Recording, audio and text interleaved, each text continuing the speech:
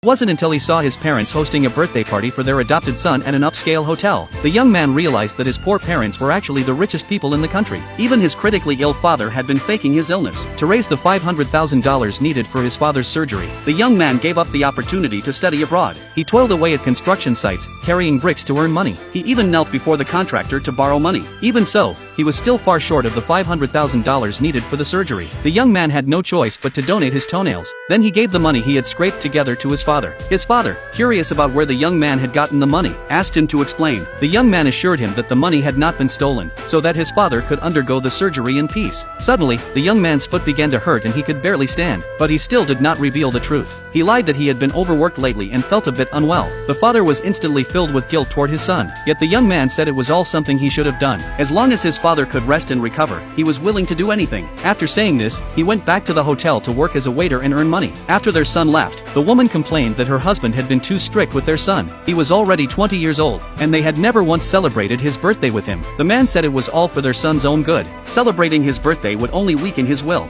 Then the man remembered that today was their adopted son's birthday. He arranged a birthday banquet for the adopted son at the hotel. He told his wife to prepare a gift quickly so they could present it together later. Coincidentally, this hotel was exactly where their son worked. Soon, the parents had changed into formal clothes and arrived at the hotel with their adopted son. The young man also came to the entrance with the group to line up and greet them. Because he kept his head down, he did not recognize his own parents. Before long, the manager ran over and told him that the richest family's adopted son needed him to serve in the banquet hall. He followed the manager into the banquet hall. He happened to see his parents happily singing happy birthday to the adopted son. It was only then that he realized his parents were actually the richest people in the country. He deliberately called his mother to ask where she was. To his surprise, his mother said she was at the hospital caring for his father. The young man didn't understand why his parents had lied to him. When he heard his father say they were doing it to toughen him up, he felt very sad of heart, because he never needed such hardship in life, and he hadn't even been given the chance to refuse. Over the years, his parents had poured all their care and love into their adopted son. Every year they not only threw a birthday banquet for the adopted son, but also gave him expensive birthday gifts. When the adopted son received a multi-million-dollar luxury car from his mother, he took off his watch that he had worn for 5 years and handed it to his mother, asking her to give the watch to the young man. Seeing this, the young man finally understood. All the birthday gifts his mother had given him every year were just second-hand toys the adopted son had grown tired of. His mother even lied that their family was too poor, so they could only buy second-hand toys. The young man had never complained, but upon learning the truth, he felt deeply hurt. Although his father said it was to toughen him up, in his heart, he could only feel that his parents did not love him. At that moment,